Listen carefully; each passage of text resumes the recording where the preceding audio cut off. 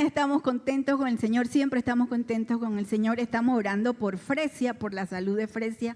Todos estos días estamos orando por aquellos que tienen necesidad, por aquellos que están de viaje. Estamos orando que el Señor en todas las cosas siempre sea glorificado. Y en esta mañana yo quiero que vayamos a un pasaje que es uno de los pasajes que está en los 4 evangelios y es el pasaje de la entrada triunfal del Señor a Jerusalén. Y así se le ponen los subtítulos, la entrada triunfal. Y cuando nosotros nos vemos el contexto de ese momento, ahí voy. El contexto que nosotros encontramos en Juan 12, lo encontramos en Mateo, encontramos en Marcos y encontramos en Lucas, la narración de los eventos de la vida de Jesús, desde que nace, su ministerio, y luego encontramos que todos describen lo que acontece en su vida, en los últimos días de su vida en la tierra, antes de llegar a la cruz.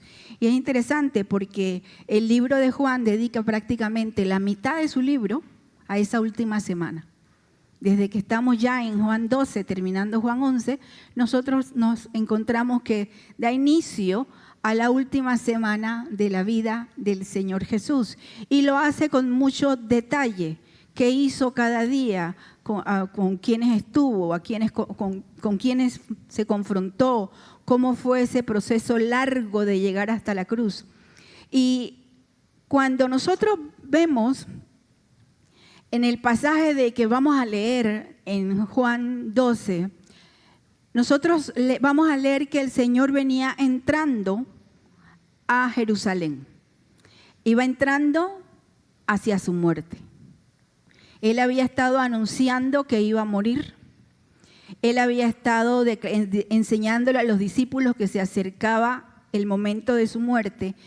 Y poco antes, en el capítulo 11 de Juan, se nos narra un gran milagro que hizo el Señor Jesús. Y se nos narra la resurrección de Lázaro. Uno de sus grandes amigos había muerto y él no estaba allí. Dejó que pasaran 4 días y lo levantó de la muerte. Entonces nosotros vemos que hubo varios eventos asociados a la vida de Jesús que fueron levantando entre, sobre todo, dirigentes, este encono, este miedo, este rencor, este deseo de acabar con Jesús, de hacerlo morir. Y es interesante porque la Biblia nos enseña que Jesús murió ¿cómo? ¿Cómo murió Jesús? Murió crucificado. La crucifixión era un método de castigo ¿de quién? Del Imperio Romano, y era considerado uno de los más crueles que se ha inventado en toda la historia de la humanidad, que somos buenos para inventar cosas, les digo. Y la crucifixión estaba también destinada por el imperio para los peores criminales. Entonces, cuando uno piensa en que Jesús era judío y siendo judío, las leyes de los judíos permitían en ciertas conductas, sobre todo asociadas con las fallas religiosas y morales, permitían el apedreamiento. Pero a Jesús no lo apedrearon. Fue crucificado. Porque cuando uno verifica y uno comienza a estudiar todos los actores alrededor de la muerte de Jesús, del complot que se armó para que él muriera, nos damos cuenta de que intervinieron factores políticos, de que tenían miedo tanto romanos como líderes judíos de que Jesús pudiera ser visto como una figura política que se levantara contra Roma, y eso no le convenía a los dirigentes judíos. no encontramos una razón religiosa, porque el juicio contra Jesús fue ilegal, la forma como se llevó a cabo fue ilegal, los cargos fueron levantados con falso testimonio y sin embargo todo como que se alineó para que ellos pudieran llevar a Jesús a la muerte. Y aquí lo interesante es que ellos no entendían una cosa. No eran ellos los que estaban o iban a llevar a Jesús a la muerte. Jesús dijo, yo pongo mi vida, nadie me la puede quitar. En el plan eterno redentor de Dios estaba el que Jesús llegaría a la cruz y diera su vida para redención.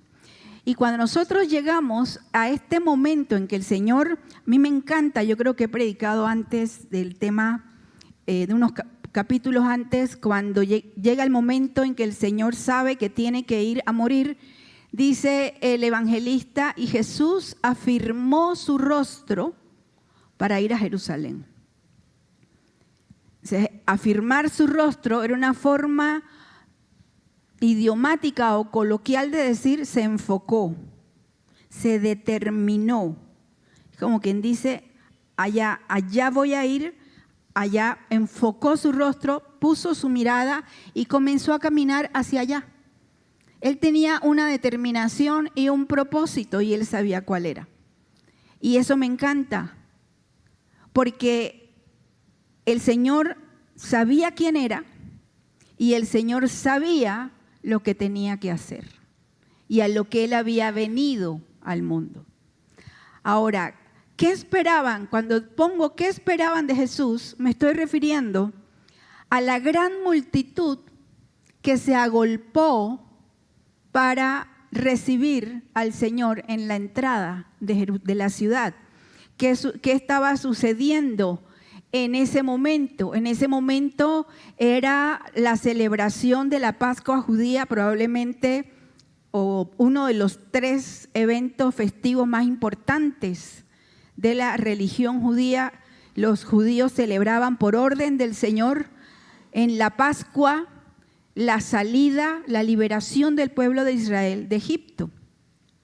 Y ellos celebraban que en esa primera Pascua, que usted puede encontrar y leer en Éxodo, creo que es el capítulo 14, usted puede leer que ellos recibieron el mandato del Señor de decirles, ustedes van a partir, pero antes de partir van a celebrar la Pascua. Tienen que sacrificar corderos y comerlo en familia. Y tienen que comerlo a prisa. Ese cordero tenía que ser para compartir y representaba el sacrificio sustitutivo para que los hebreos no murieran en la última de las plagas de Egipto. Ahora, cuando ellos comen, la orden del Señor en Éxodo les dice, sacrifiquen el cordero y tomen de la sangre del cordero y con esa sangre pinten o pasen afuera de su casa en los dinteles, la parte de arriba, fuera de la casa. ¿Por qué? Porque la orden que había dado Dios de la última plaga tremenda iba a ser la muerte de los primogénitos. Entonces, Dios le dijo, el ángel de la muerte, se puede decir, va a pasar y va a traer muerte en Egipto por la dureza del corazón del faraón, que no dejaba salir al pueblo. Y el Señor les dice, pero cuando pase el ángel y vea la sangre que ustedes hayan puesto en la puerta, Él va a pasar de largo. Ese pasar de largo es la palabra que luego se traduce en inglés Passover y en español Pascua. Recordemos nosotros cuando hay una batalla cultural, aquí un segundo de batalla cultural. Cuando sea Navidad no diga que está celebrando Pascua ni diga felices Pascua. Fin del comentario. Porque no tiene nada que ver. La Pascua fue esa celebración porque significaba pasar por alto. El ángel iba a pasar por alto, iba a ver la sangre, iba a pasar por esa casa, no iba a tocar esa casa porque la sangre representaba que allí había una familia o todos los que estuvieran allí bajo la protección de la sangre serían salvos. Esto prefiguraba o anunciaba la obra completa y perfecta de Jesús. Jesús murió durante la Pascua. Y cuando el Señor muere, se cumple aquello que había dicho Juan el Bautista cuando vio venir a Jesús, que dijo: he aquí el Cordero de Dios que quita el pecado del mundo. A eso se refería, que Jesús iba a morir como había muerto en la Pascua primera, vendría la redención última, perfecta y completa, el Cordero que iba a morir y cuya sangre, al ser derramada en la cruz, iba a garantizar para todo aquel que en él cree la salvación eterna. Por eso es la importancia de las fechas, de los momentos, del por qué el Señor no decide Dios que Jesús muera en cualquier época del año si no fuera en la Pascua. Y ese domingo, que nosotros llamamos Domingo de Ramos, que es el día en que el Señor entra a Jerusalén, era el día que en esa semana pascual las familias escogían cuál iba a ser el cordero que iba a ser sacrificado. Y ese es el día en que el Señor entra. Y cuando el Señor entra, pensemos que según lo que se estudia, para las fiestas tan importantes como la Pascua, Jerusalén, que era el lugar donde estaba el templo y donde había que ir a sacrificar, recibía alrededor de 40 veces la cantidad de población que tenía. Porque venían judíos de todas partes alrededor a celebrar la Pascua. Y se llenaban los alrededores, y me imagino que las posadas y pondrían tiendas, todo lo que uno ve en las películas, algunas bien hechas, otras mal hechas, pero todo lo que, cómo se vivía en ese primer siglo, se llenaba la ciudad de judíos y de forasteros que iban a celebrar las fiestas. Algunos iban no necesariamente a celebrar la fiesta, sino a ganar dinero con la fiesta, porque llegaban a vender corderos, llegaban a vender ofrendas para el sacrificio. Entonces se formaba todo un negocio alrededor de las fiestas, y no solamente alrededor de la Pascua, de las fiestas en general. Y había por eso es que dice Juan que al día siguiente, cuando la gran multitud que había venido a la fiesta oyó que Jesús venía a Jerusalén. Recuerden, oyeron que Jesús venía. Jesús tenía 3 años, poco más de 3 años, siendo conocido en la nación como un profeta, como un maestro, como un sanador que hacía milagros, y que muchos consideraban que él era el Mesías que había sido prometido por Dios, que iba a salvar al pueblo. La fama de Jesús, dice en otros textos de los evangelios, se había extendido por toda la población y más allá de la población de los judíos. Ellos escucharon que Jesús venía. Dice el verso 13, tomaron hojas de las palmas y salieron a recibir a Jesús. Palmas como las que nosotros aquí en Panamá tenemos millones y millones y millones y millones de palmas.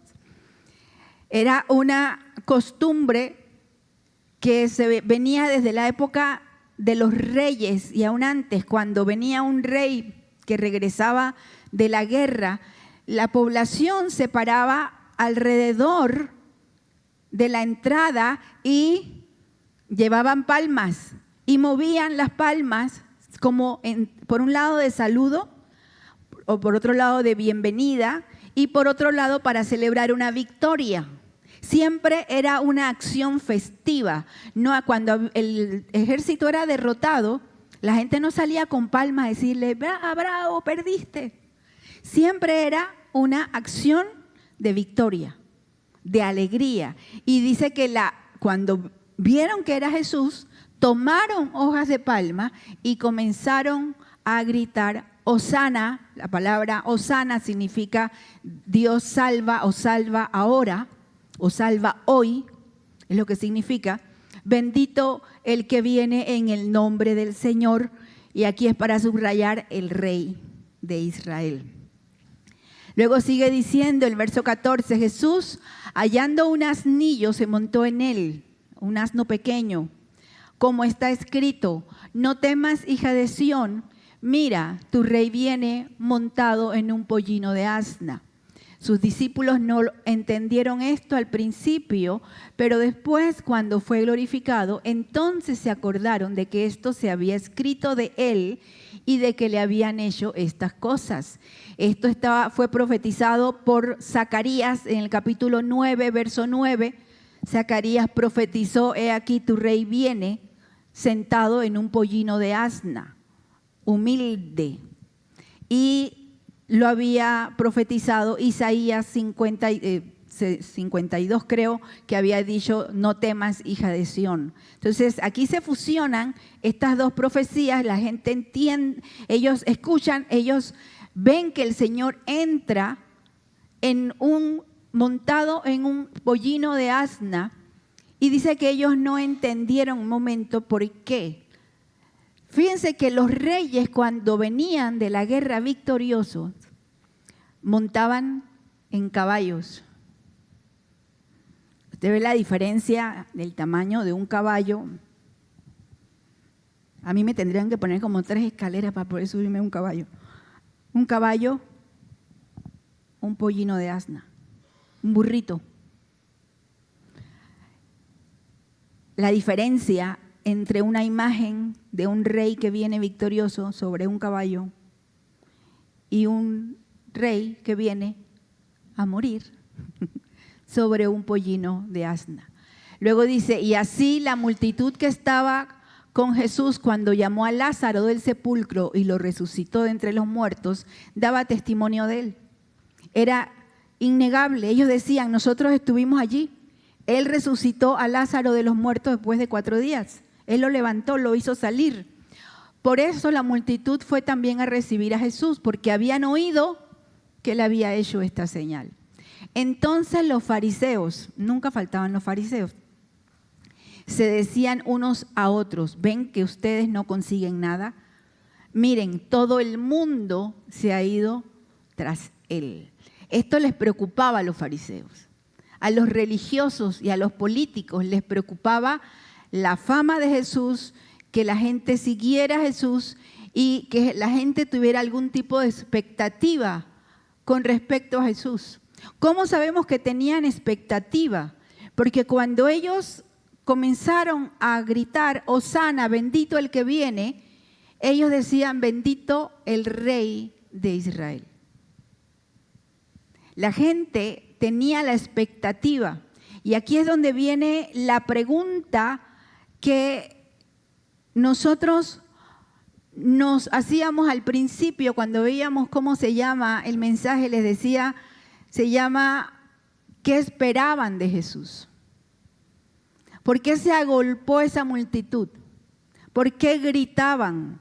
¿Por qué lo hacían con palmas y celebraban que él estaba entrando en la ciudad? ¿Por qué le decían rey?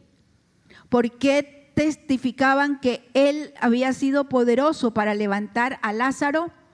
Y además, muchos de ellos seguramente habían conocido la trayectoria de milagros de Jesús. ¿Qué podemos pensar nosotros que esperaba la multitud? Uno, tal vez muchos lo que querían era satisfacer la curiosidad. Es decir, vamos a ver quién es, vamos a ver cómo es, vamos a ver si hace algo, vamos a ver qué hacen los religiosos, Al día de hoy hay mucha gente que se acerca, entre comillas, a Dios o cree que se acerca a Dios por curiosidad.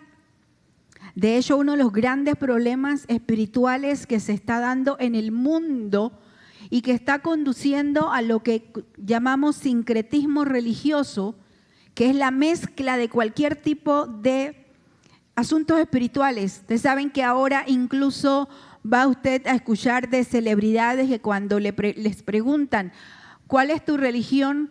Ellos contestan, espiritualidad. Ya tiene un nombre, le llaman espiritualidad. Y es la mezcla de religiones de cualquier tipo. Mezclan religiones orientales con cristianismo, con uso de cristales, de piedras, de leer el café, leer el té, de seguir el horóscopo, de tener ángeles a los que ellos llaman que este es mi ángel que me guía y este es el maestro que me guía. Y a eso le llaman a meditar, a meditar y decir somos zen. Es que somos zen y somos ambientalistas y nosotros cuidamos la naturaleza y nos abrazamos de los árboles. A todo eso, antes uno podía encontrarles diferentes nombres, pero ahora ya así mismo cuando usted puede leer, dice, ¿cuál es tu religión? Espiritualidad. Y son muchísimos, cada vez son más. Recuerden que el problema de las redes sociales y de las celebridades es que a la gente, y uno decía antes, ay, que son los jovencitos, los adolescentes. Seamos honestos, gente en general sigue celebridades. Y a mí a veces me impresiona cuando sale en algunos de estas páginas de las redes sociales, de Instagram, yo no veo TikTok, así que no puedo decir TikTok, pero me imagino que también, de gente que te ponen, su perfil todo es Dios, cristiano, textos bíblicos y qué sé yo, y luego te salen emocionados bailando en un concierto de Bad Bunny, por decir un nombre, y dicen, es lo máximo. Nadie, como es que vieron cómo, y se saben las canciones, y uno dice, ¿cómo puedes combinar? ¿Cómo puedes? Y te dicen, pues que no tiene nada de malo, es que yo lo sigo porque me gusta su música, es que yo lo sigo porque no sé qué, es que a mí me gusta tal actor, tal actriz, porque es que tiene una familia tan bonita y es tan buen papá. Y después salen las noticias que le dio una tangana a la esposa. Pero hay un gran porcentaje de la gente que sigue celebridades, lo hace y lo comienza a hacer por curiosidad.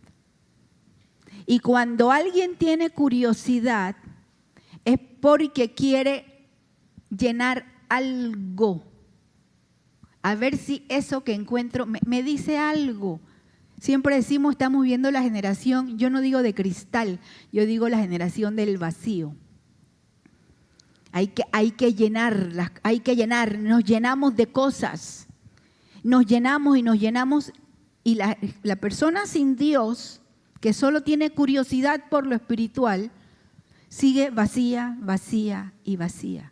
Mucha de esta gente tal vez no tenían un interés real en conocer a Jesús por Jesús, sino en satisfacer la curiosidad de seguir a la multitud. Otra de las frases favoritas de nuestras generaciones es, todo el mundo lo hace. O yo quería saber a qué sabía. Yo quería, no sé ustedes, pero de niños o adolescentes uno hacía una clase de experimentos y le ponías tenías la Coca-Cola y le ponías otra cosa, o tenías una bola de helado y la mezclabas y hacías una clase de bombas, porque uno la curiosidad de mezclar para ver qué sale. La curiosidad es natural en el ser humano. Queremos descubrir cosas, queremos ver cosas. Y sin embargo, en lo que se refiere al Señor, en lo que se refiere a Dios, mientras uno no conozca realmente a Jesús, esa curiosidad nunca quedará satisfecha. ¿Qué esperaba la gente de Jesús? Tal vez había gente que estaba ahí y que esperaba recibir un milagro. A Jesús lo seguían en los pueblos y le llevaban enfermos. ¿Se acuerdan cuando hablábamos de los amigos que llevaron al paralítico y lo bajaron por el techo? La gente sabía que Jesús sanaba, que hacía milagros. Entonces lo seguía. Había gente que lo seguía desde muy lejos. Había gente que se enteraba, Él está por allá. Y encontramos hasta oficiales romanos y religiosos que buscaban a Jesús porque necesitaban un milagro. Querían que Jesús resolviera un problema de ellos. Y yo creo que todos, no voy a decir todos porque probablemente la mayoría de nosotros nos podemos identificar con que tenemos necesidades y muchas veces en nuestras necesidades nos hemos acercado a Dios. Porque es lo natural. Es normal que uno cuando tiene una necesidad, uno comienza a buscar dónde puedo. Y si alguien me dice, es que Dios te puede sanar, es que Dios te puede ayudar, es normal buscar a Dios para satisfacer esa necesidad, para recibir ese milagro. El problema con mucha de la gente que estaba allí viendo a Jesús y que fueron algunos tal vez para recibir un milagro o algunos que ya habían recibido un milagro, que mucha de esa gente, después de recibir el milagro, dejaron a Jesús.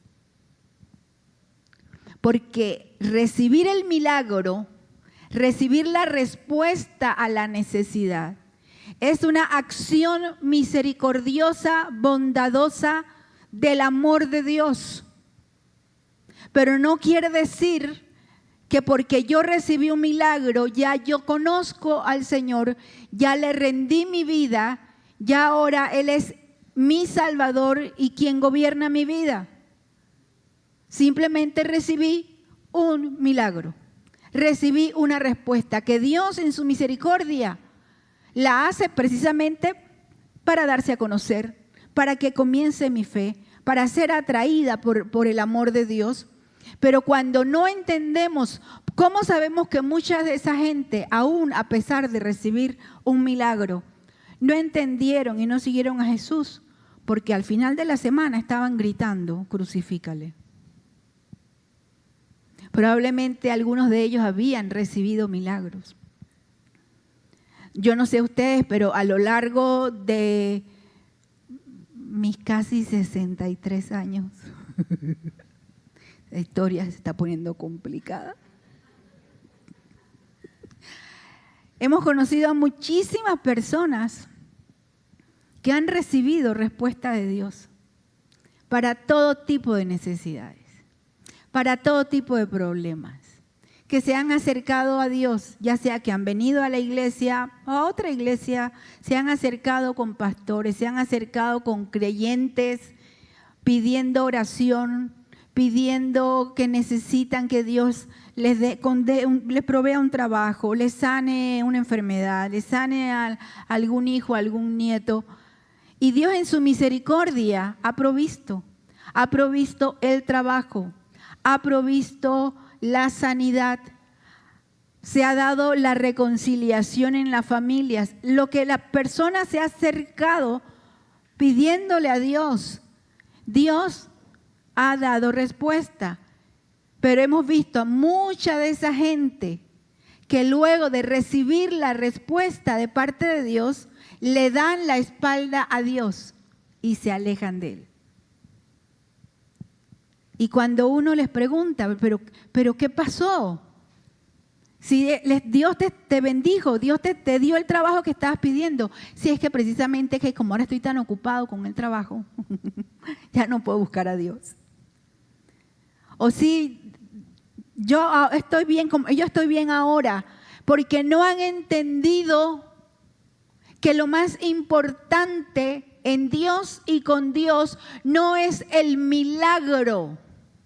No es la solución a tu problema o a mi problema. Lo más importante con respecto a Dios es que Él envió a su Hijo a morir por nosotros para que nosotros seamos salvos, perdonados de nuestros pecados, podamos tener una relación con Él aquí, una vida abundante aquí y una vida eterna con Él. No entendemos la dimensión de lo que significa la persona de Jesús en nuestras vidas. Tal vez querían recibir un milagro. Había otros, muchos, que probablemente estaban esperando una respuesta política. ¿Por qué? Porque gritaban, viva el rey, bendito el rey de Israel. ¿Qué pasaba con los judíos en ese momento? Los judíos eran un pueblo conquistado. Eran como casi todo el resto de esa región, de lo que nosotros hoy conocemos como Europa, gran parte del norte de África, casi a Oriente, formaban parte del Imperio Romano. No eran naciones independientes.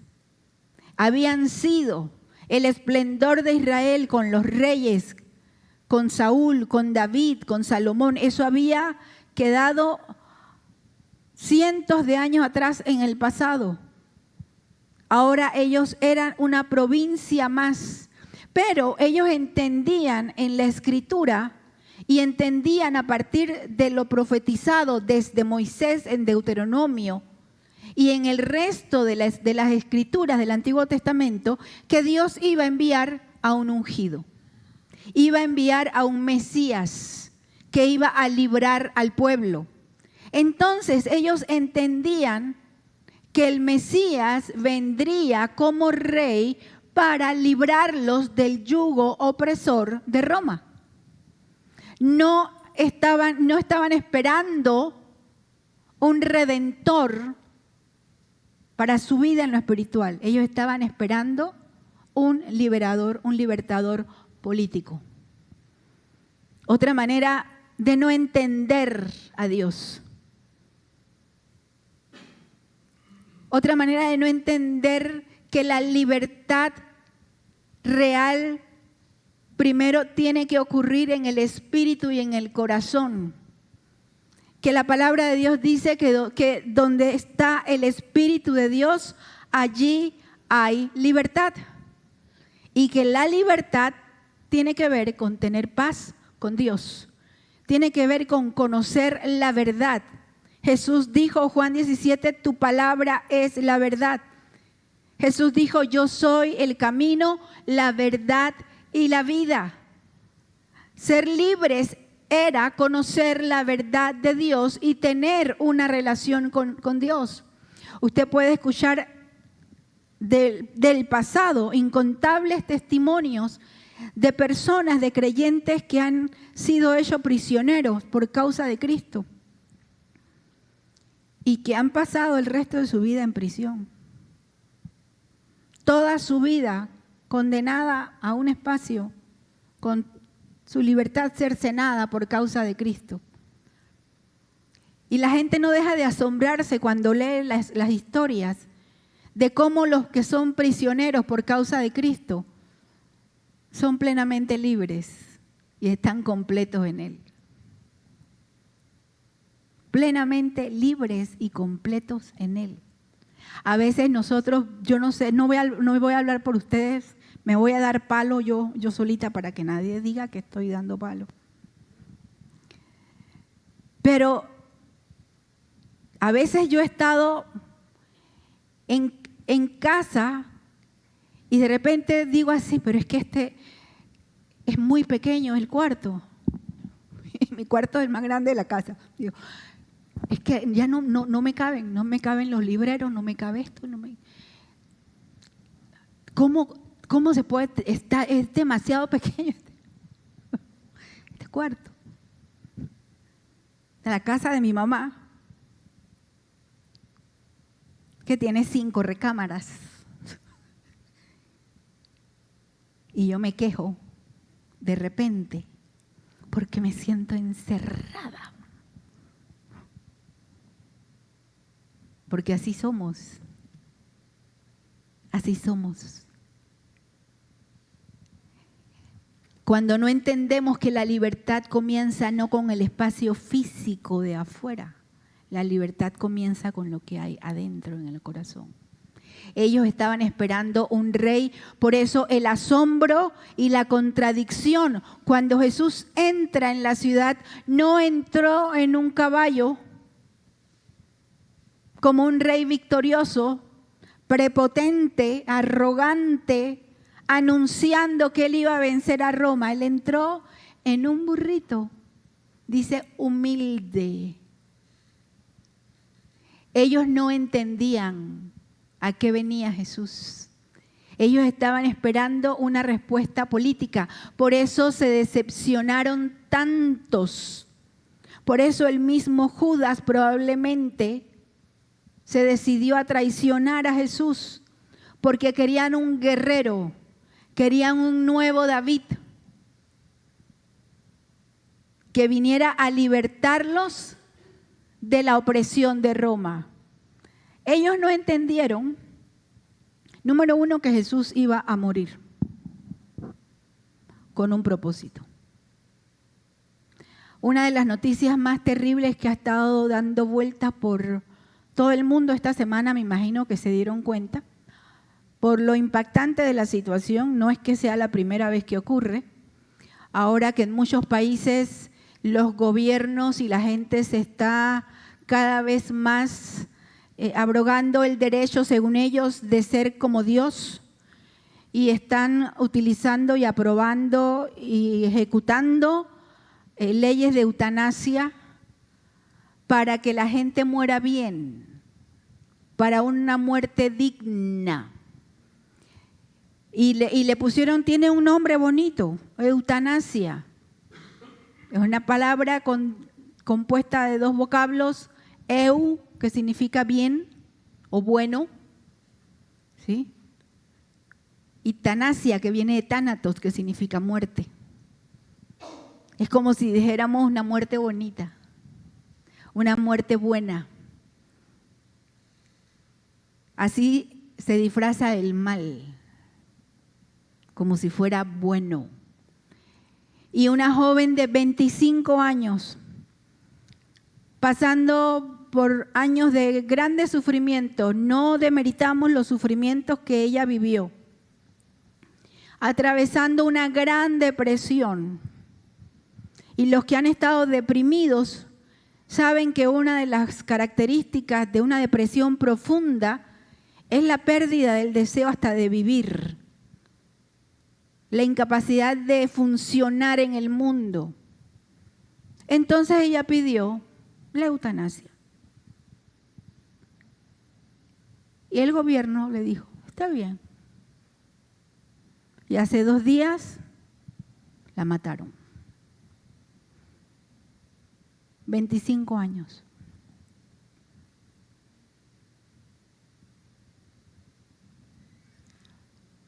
Esa es una muerte sin propósito. Una muerte sin sentido. Una muerte, y cuando uno mira al mundo lleno de muerte, cada vez vamos a encontrar que cuando uno lee ese tipo de noticias, uno dice, yo vivo diciendo, Señor, ven ya, ven ya, Señor, ven ya, porque el mundo se está poniendo prácticamente invivible. Les decía el miércoles en la clase que en Inglaterra aprobaron el aborto hasta los 9 meses de embarazo.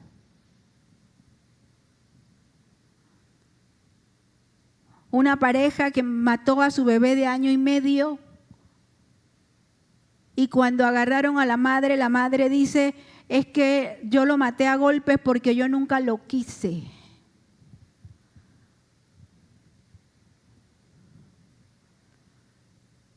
Mundo sin Dios. Y Jesús ya entró a Jerusalén. Jesús entró manso y humilde, directo a pasar la última semana de su vida con la mirada puesta en aquello que iba a ser tan difícil, que iba a ser morir.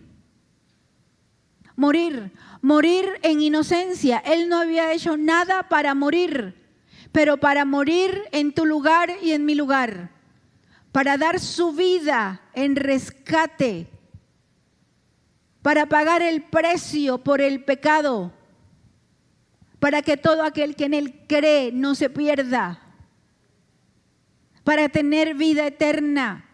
Pero para tener vida eterna no hay que creer en cristales, en ángeles,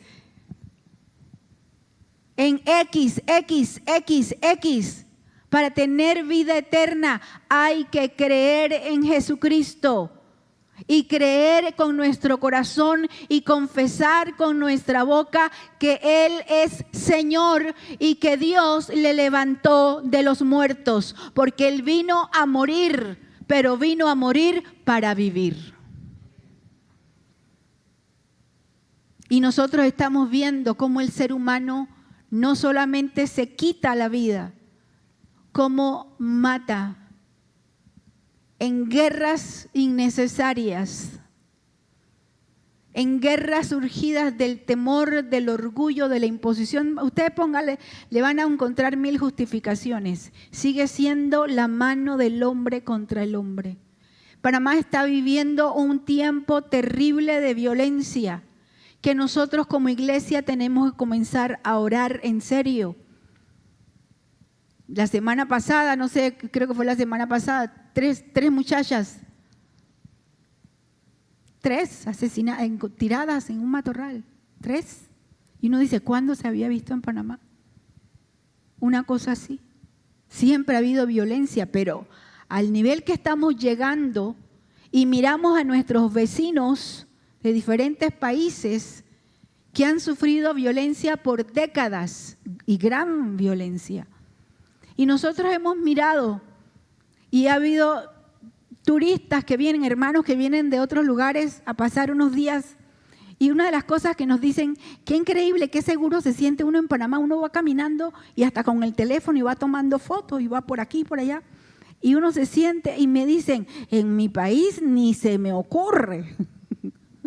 Porque donde yo hago así, ahí me duró el teléfono. Y de repente, el pensar que Panamá puede encaminarse hacia allá, es el momento de comenzar a predicar la cruz de Cristo y decirle a la gente, Él vino a morir. Pablo dice, yo no quiero saber de nada más de Cristo crucificado. No me hablen de problemas, no se enreden en fábulas, él decía fábulas de viejas, no se enreden en fábulas, no estén peleando, prediquen a Cristo a tiempo y fuera de tiempo, porque la muerte de Jesús tenía un propósito, era liberación y vida. No nos podemos nosotros quedar callados y decir, qué bueno que yo tengo la verdad en mi vida. ¿De qué me vale tener la verdad en mi vida si considero que esa verdad es simplemente para obtener un beneficio? Para pensar es que como ahora yo tengo a Dios, ahora Dios me tiene que dar, me tiene que cuidar. Y me tiene que entender que yo no puedo dedicarle tiempo, que yo no puedo estar haciendo esto, y Dios me tiene que entender que yo voy a estar enojado con fulano de tal, enojada con fulano de tal, hasta que se me pase, o hasta que me pidan perdón, o hasta que tal cosa. Y Dios tiene que entender que esto y esto y esto y esto. Entendamos una cosa. Mientras más cristianos que se dicen cristianos viven de esa manera y dicen y hablan de Dios como si Dios estuviera a su servicio. Conocer a Dios no es solamente recibir bendiciones de Dios. Conocer a Dios es someterse en obediencia a la voluntad de Dios, y la voluntad de Dios, aunque no me guste, es siempre buena, agradable y perfecta. Y puede que la voluntad de Dios a mí no me parezca, pero es lo que Él dice, es lo que toca hacer. Y usted sabe lo maravilloso, que cuando hacemos la voluntad de Dios nos va bien. Aunque no la entendamos, aunque en un principio no nos guste, el someternos a Él como Señor de nuestra vida. Estamos llegando al tiempo, querida iglesia, en que se está acabando el cristianismo de papel, se está acabando el cristianismo de azúcar, que cuando llueve me derrito. Se está acabando el cristianismo de que me miró mal, es que hizo tal cosa, es que no me gustó tal cosa, es que Dios entiende y Dios me va a cuidar y Dios me va a dar y Dios va a hacer y me va a bendecir. Y cuando no vemos la bendición de Dios, no entendemos que también Dios trae juicio por nuestra desobediencia. Y encima culpamos a Dios.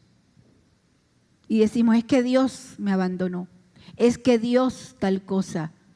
Hay que dejar de jugar. Nosotros cuando éramos niños, yo recuerdo a mis hermanos, tenían juguetes, indios y vaqueros, y montaban fuertes y inventaban cosas, 2 varones y una niña. Yo veía a ver cómo me podía robar un caballo, pero no había manera. Y había caballos y tenían y hacían su fuerte y jugaban eso. Ellos se podían pasar horas en ese juego. Hay cristianos que su relación con Dios es como un juego de soldaditos. Es como armar legos. Es como, bueno, sí, es que yo le voy a pedir, si Dios, es que yo le pedí a Dios, pero Dios no me dio.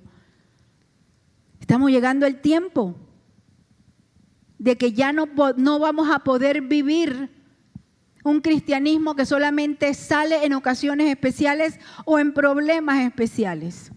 Esa es una cosa, el mundo no va para mejor. La Biblia anuncia que el mundo no va para mejor. Está en la profecía bíblica. Y yo no les digo, como hay gente que se equivoca y dice, bueno, vamos a vender todas las cosas y vamos a meternos debajo de una cueva a esperar que Cristo venga. La Biblia no enseña eso. La Biblia enseña que hay que vivir y trabajar todos los días hasta que Él venga. Hay que ser fieles hasta que Él venga. Y hay que predicar el Evangelio hasta que Él venga. Y hay que vivir en santidad hasta que Él venga.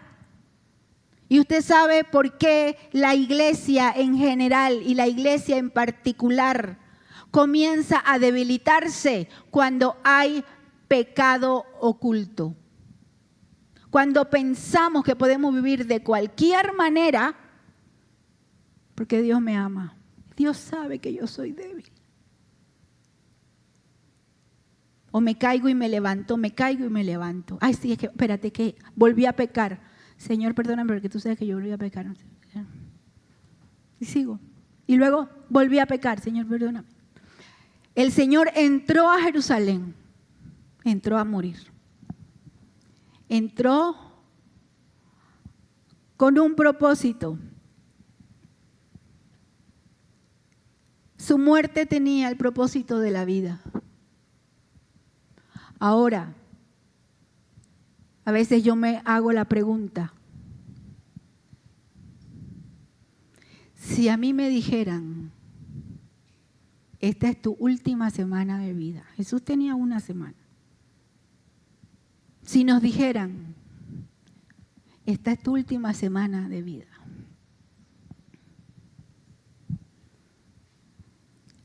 a veces digo, por si acaso voy a hacer una listita de qué libros le voy a dejar a Elaine, qué libros le voy a dejar a Scarlett, qué libro le voy a dejar a Mario, qué le voy a dejar ¿qué voy a hacer? ¿Qué no voy a dejar que uno se va y no se lleva nada? ¿Qué haría si me dijeran que tengo una semana de vida? Nosotros funcionamos como que vamos a vivir para siempre y hablamos el próximo año vamos a hacer tal cosa y vamos a hacer tal cosa y esto y esto y esto y esto. Pablo dice, no hables así, dice, si Dios quiere, si Dios quiere, si Dios me da vida, hay quien dice, si todavía estoy aquí, ¿qué esperamos de Jesús? ¿Alabarlo un día y decir hosana y el resto del tiempo desconectarme de Él? Hacer un compromiso fiel y firme de que Él sea el Señor de mi vida y decidirme a servirle. No querer que se haga mi voluntad, sino la voluntad de Él. No solamente, no pararme a exigirle, decirle, tú prometiste, ahora cumple. Usted sabe que hay gente que predica inclusive así, ¿no? Reclámele a Dios las promesas que le ha hecho. ¿Qué le voy a reclamar a Dios?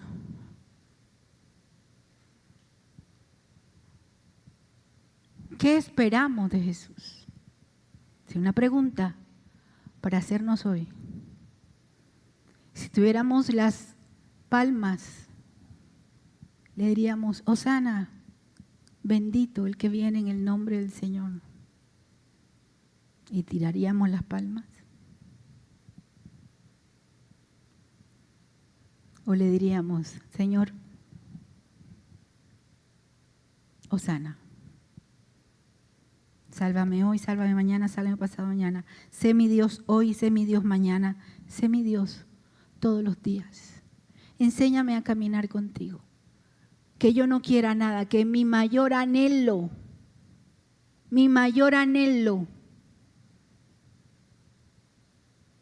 sea caminar contigo, amarte a ti, conocerte a ti. Yo recuerdo haber pasado un periodo muy difícil en mi vida con depresión incluida. Esas depresiones maravillosas que te tiran a morir. Y esa depresión que te hace ver todo, es como una visión de túnel que le llaman. Tú miras y solo ves oscuridad. No tienes deseos de vivir, no tienes deseos de nada, de nada. De nada. Llegué al punto en mi depresión tan terrible que esto se los he contado antes, estaba en una cama de hospital lista para entrar a como no sé, tercera, cuarta cirugía, ya no perdí la cuenta. Y me habían puesto porque iban a desinfectar el quirófano, no habían terminado de arreglarlo. Y ahí me pusieron.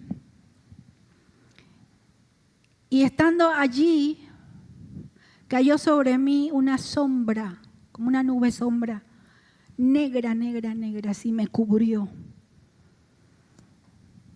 Y yo recuerdo haber pensado, qué bueno, llegó la muerte. Esa es la depresión. Y cuando estaba y apenas dije eso, escuché una voz profunda, profunda, justo al lado de mi cama. El Señor es mi pastor, nada me faltará.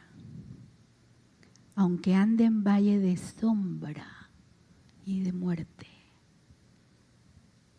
Y en ese momento que la voz dijo, aunque ande en valle de sombra y de muerte, se disipó esa sombra oscura.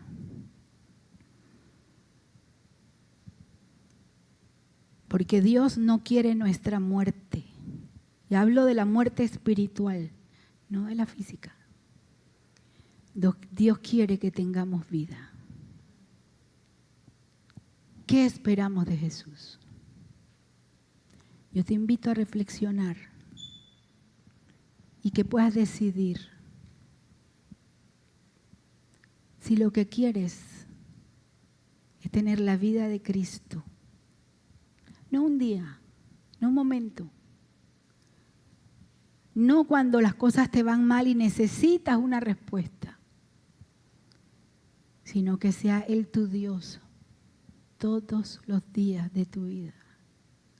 Y que tú puedas decir, Hosana, ya vino el Rey de Israel. Cierra tus ojos, vamos a orar.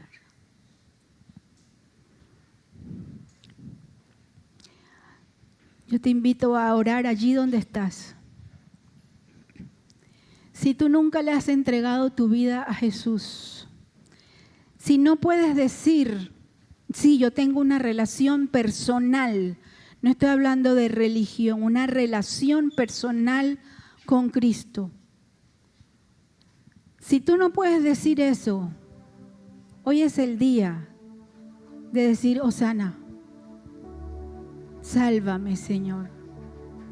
Si tú quieres entregarle tu vida a Cristo, si estás aquí o nos estás mirando, quieres entregarle tu vida a Cristo, yo te invito que levantes tu mano ahí donde estás para que oremos y que puedas tener una relación personal con Él.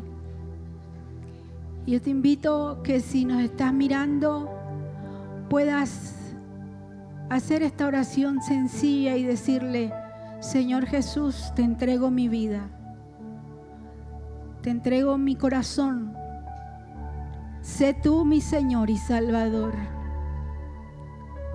A partir de este momento, porque tú pagaste el precio en la cruz.